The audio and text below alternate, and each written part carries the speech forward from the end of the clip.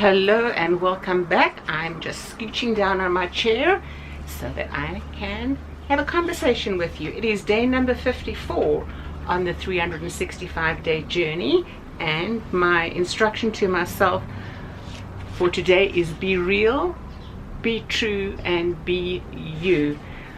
Often as we're going on our journey to work on changes, as I said yesterday, we overanalyze things and we end up in the wrong place. When we're analyzing, we need to be real, objective. Take off the blinkers and really or rather put on the blinkers and take a good hard look at life and make sure we are being objective. And there again, take the blinkers off so we can see wide and beyond our immediacy, to know where we are, to see where we belong and who we should be looking out for and looking towards, so that we may develop and be more sound and secure in where we are at. And that means a truthful look at everything that is around us. So as much as you need to take the blinkers off to see the broader picture, you need to put them back on for acute wisdom and knowledge to be gained in each of those areas that you are looking at, of not only yourself but of that which is around you. And then be you, be real. No need for drama, or no need to try and put on being somebody else or act out trying to be another person. It's not going to work. Be you, be true to who and what you are, your values within the circumstances you are in. Take a good look at your life. Be bold. Examine fairly. I've said that over and over again. We need to take a fair, rational look at everything. Don't fake it. You're only fooling yourself. Let go of all that peripheral junk which is not who and what you are. Can you claim it and name it? Or can you claim it and let God? So let go and let God. What does that mean to you? Who is he to you? Not that I believe in the let go, let God philosophy that just sit back in a chair and do nothing about life. No, we need to be actively moving. And through our moving about and doing things and working through things, that's when we get to understand who he is, particularly if your foundation is secure and solid, as I have explained it, what mine is. Can you tell me about who and what your God is? Who do you understand God to be? What has he done for you? If you can explain that all, you're even free to put it in the comments. You are welcome to do so. If you need any more clarification on that, I will be happy to give it. Just ask and I will go into that further. So that is day number 54, and now we are on to Proverbs 11, because it is the 11th of July. So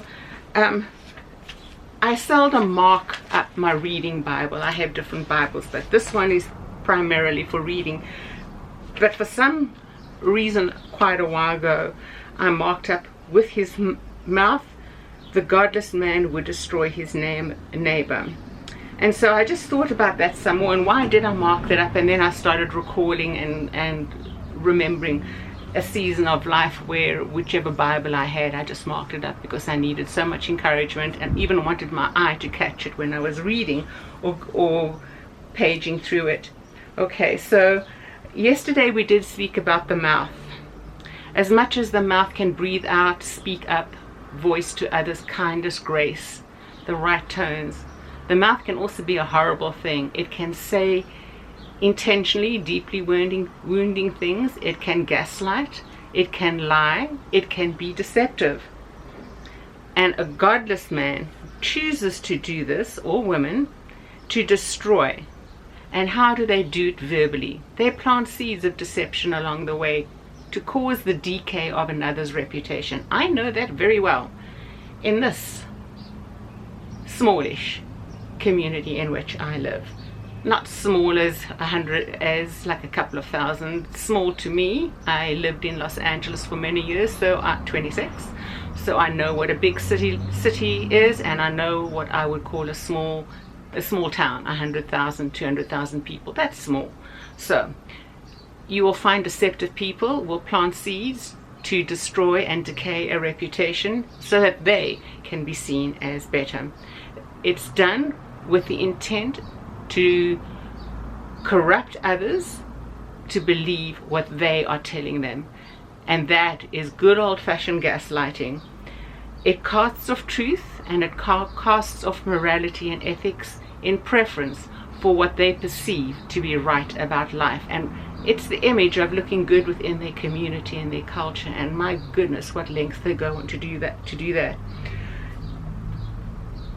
And but by knowledge the righteous are delivered. And that's just the second half of verse number 9. So by knowledge, understanding, insight, wisdom, we've discussed this before. That's why I've counseled and suggested before, take a seat back. If you're in a new community, a new culture, and you don't know anything about it, don't get involved beyond common grace and common congeniality until you really understand the nuances of a culture. Even if you think you've understood it, please, I'm asking you from the bottom of my heart, don't step out and get involved with people whom you do not have a history with.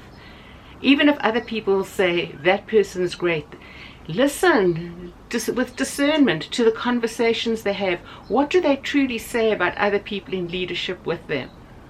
Is it complimentary? Is it running them down so they can look like the great big hero of the universe and all of Christendom in their little neck of the woods? Be careful of men like that, and women.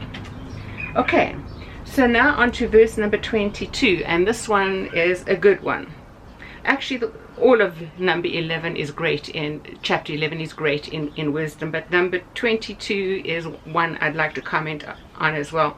Like a gold ring in a pig's snout is a beautiful woman without discretion. Now, without discretion is earned through experience. It's learned knowledge, learned understanding, learned ethics, learned morality through a foundation which you know you can function on.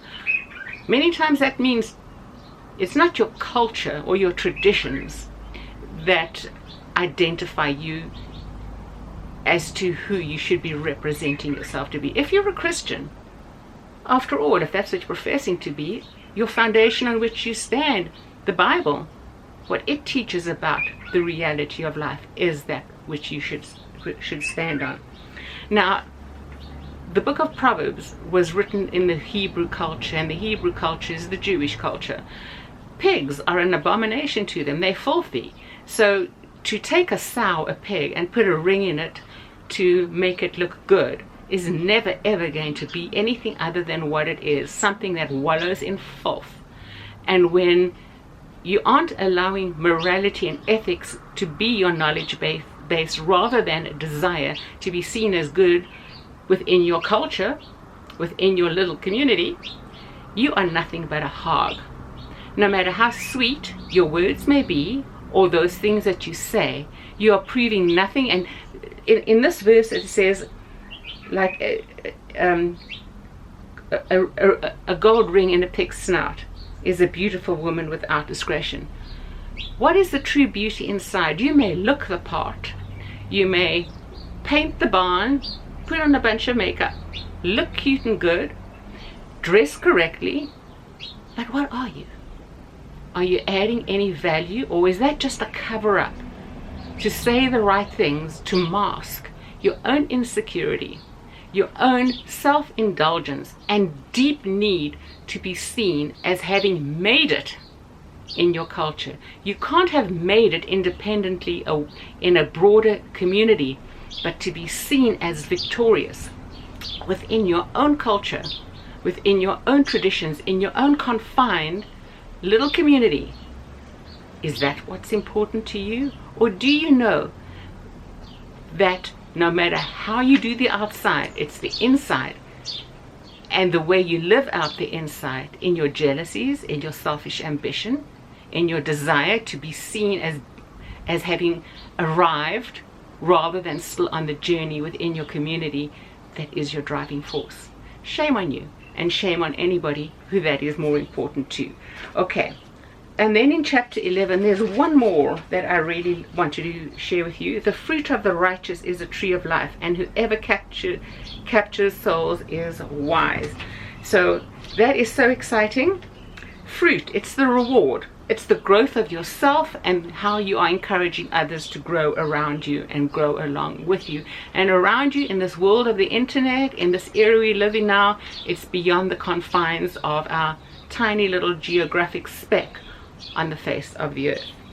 To be righteous, to be a believer, morally correct, ethically right, and to know that you keep needing to go back to the foundation that you stand on to be able to continue to encourage others and bear fruit with them.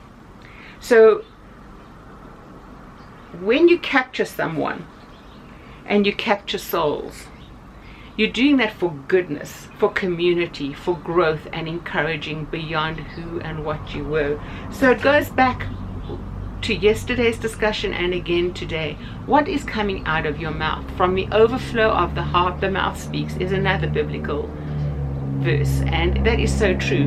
What are you thinking about? What are you feeding your heart, your mind, your soul with, to be able to encourage others, to grow your foundation and be strengthened? And I hope for you something good, that you don't need to be, if you're a woman or a man, that can go for a man too, who wants to look suave and good and have all the right little quips in his cultural anecdotes to sound the part. Put that off. You're not winning anybody in the long run. People will begin to see your deception. And with that, please be encouraged, grow in grace, and I will see you tomorrow on the next day in the journey. Goodbye for now.